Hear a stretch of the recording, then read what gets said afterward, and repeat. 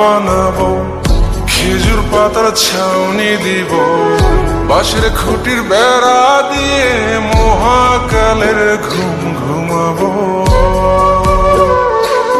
আমি মাটির এখন ঘর বানাবো, খেজুর পাতার ছাউনি দিব, বাঁশের খুঁটির বেড়া দিয়ে মহাকালের ঘুম ঘুমাবো।